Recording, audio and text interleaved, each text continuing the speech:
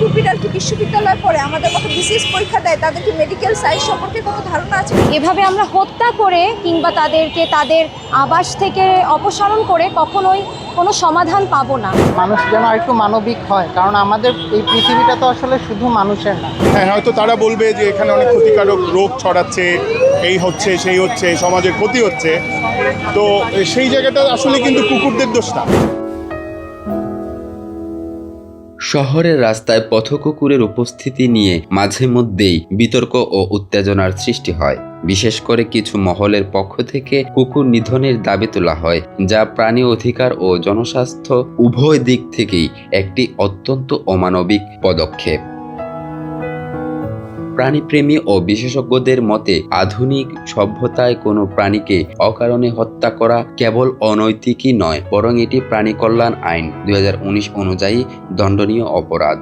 অবৈধভাবে কুকুর হত্যা অপসারণ না করা হয়, কারণ দেশে আইন আছে এবং আইন অনুযায়ী তাদেরকে বন্ধ্যাত্বকরণ করতে হবে, ভ্যাকসিনেশন করতে হবে, এবং এটি পৃথিবীর সকল উন্নত দেশে, উন্নয়নশীল দেশে এই কাজটি করছে। এভাবে আমরা হত্যা করে কিংবা তাদেরকে তাদের আবাস থেকে অপসারণ করে কখনোই কোনো সমাধান পাবো না। 21 শতাব্দীতে এসে এখন আমরা দেখতে পাচ্ছি যে কুকুর বিড়ালের সংখ্যা বেড়ে গেছে বলে অনেকে ক্ষিপ্ত হয়ে কুকুর নিধন বাহিনী তৈরি করে দানবীয় রূপ নিয়ে মধ্যযুগীয় কায়দায় বর্বরতায় নেমে পড়েছে। তো আপনারা বলেন যে কুকুর বিড়াল কি স্কুলে যায়, কুকুর বিড়াল কি বিশ্ববিদ্যালয়ে পড়ে, আমাদের মতো বিসিএস পরীক্ষা দেয়, তাদের কি মেডিকেল সায়েন্স সম্পর্কে কোনো ধারণা আছে? যেগুলো আমাদের আছে। আমরা ওদের সংখ্যা নিয়ন্ত্রণের কাজ করবো, আমরা টিকাদান কর্মসূচি চালু করবো, আমরা স্প্রে নিউটার করবো, সেখানে আমরা কিছু করছি না। ওদের কেন সংখ্যা বাড়ছে, সেই জন্য ওদেরকে আবার বর্বরভাবে হামলা করছি। তো আমাদের সেজন্য আসলে দরকার প্রশাসনিক পর্যায় থেকে সকল স্তরে, সাধারণ মানুষের জায়গা থেকে, সাংগঠনিকভাবে সমস্ত জায়গা থেকে দায়িত্বশীল, মানবিক এবং বিজ্ঞানসম্মত পদক্ষেপ নেওয়া। আমাদের দেশে প্রাণীদের প্রতি নিষ্ঠুর আচরণ বন্ধে উচ্চ আদালতের সুনির্দিষ্ট নির্দেশনা রয়েছে।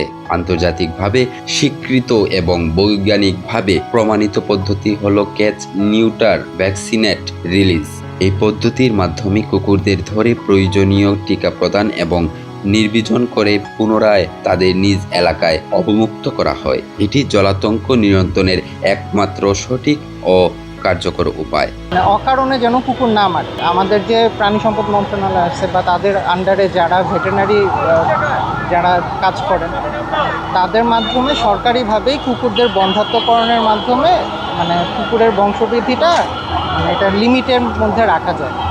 কিন্তু এটা না করে গণহারে মানে যেখানে কুকুর পাচ্ছে মেরে ফেলা, বা রাস্তাঘাটে অনেক মানুষজনের ভেতর একটা এই রাস্তায় যে কুকুররা থাকে তাদের প্রতি এক ধরনের একটা মানে বিরূপ মনোভাব থাকে। সেই জায়গা থেকে তারা গরম পানি ছুঁড়ে মারা বা লাঠি দিয়ে বাড়ি দেওয়া, গাড়ি চাপা দেওয়া, এই ঘটনাগুলো অনেক ঘটে।